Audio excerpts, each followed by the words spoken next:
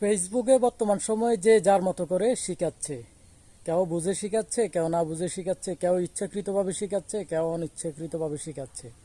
যে যার মতো করে মগজ ধোলাই করতেছে। বর্তমান সময়ে সবচেয়ে বেশি যে জিনিসটা দেখা যায় সেটা হলো আমার কমেন্ট বক্সে এসে নাম মেনশন করে যান। নাম মেনশন করে যান, আপনাদের কমেন্টের অভাব হবে না, আপনাদের ফলোয়ার্সের অভাব হবে না। এই টাইপের অসংখ্য ভিডিও আমরা দেখতে পাই। বর্তমান সময়ে এই ভিডিওটা ট্রেন্ডিংয়ে রয়েছে।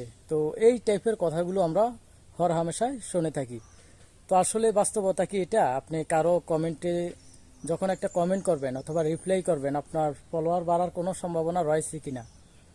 তো আসলে ফলোয়ার বাড়ার এখানে কোনো সম্ভাবনা নেই। আপনি একটা কমেন্ট করছেন, কমেন্টটা কাকে করছেন? যার ভিডিও আপলোড করা হয়েছে তাকে কমেন্ট করছেন।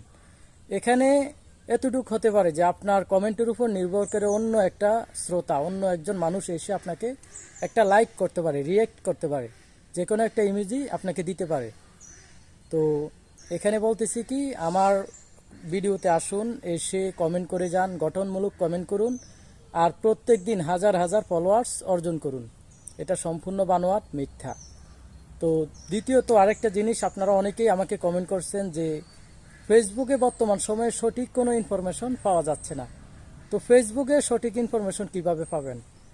একটা সময়ে যেই মহিলাগুলো রান্নার ভিডিও করত, বাচ্চা দেখাশোনা কিভাবে করে অথবা কিভাবে লালন পালন করতেছে, এই টাইপের ভিডিওগুলো যেই মহিলাগুলো করত, বর্তমান সময়ে এগুলো ফেসবুক ইনফরমেশন ভিডিওগুলো দিচ্ছে, ফেসবুক রিলেটেড ভিডিওগুলো দিচ্ছে। তো এই সুবাদে কিন্তু আমরা সঠিক ইনফরমেশনগুলো পাচ্ছি না।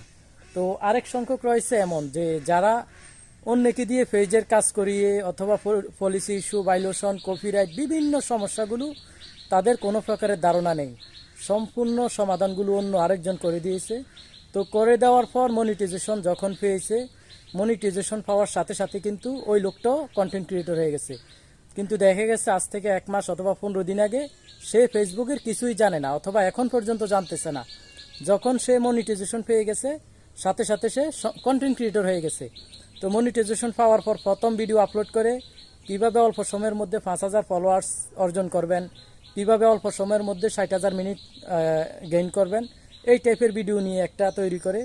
আর দ্বিতীয়ত আরেকটা করে কিভাবে অল্প সময়ের মধ্যে আমি মনিটাইজেশন পেয়েছি, কি কি উপায় আপনি চাইলে দ্রুত ফলোয়ার বাড়াতে পারেন।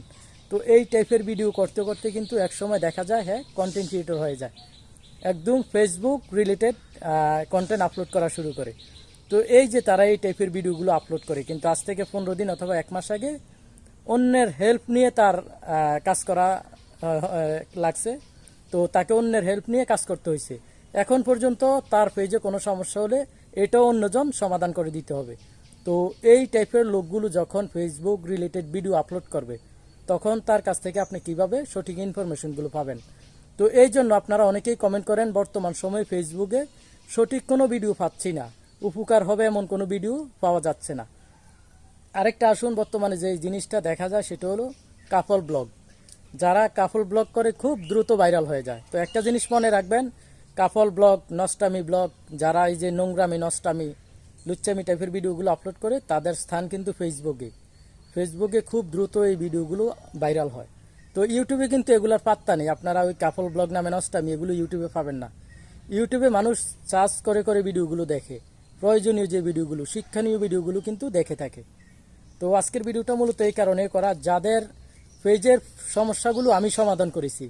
বর্তমান সময়ে দেখতে পাচ্ছি ফেসবুকের ইনফরমেশন দিচ্ছে, ফেসবুক রিলেটেড ভিডিও কিভাবে সমাধানগুলো করবে, কিভাবে পলিসি ইস্যু রিমুভ করবে, কিভাবে আনঅরিজিনাল রিমুভ করবে, এই টাইপের ভিডিওগুলো তারাই আপলোড করতেছে।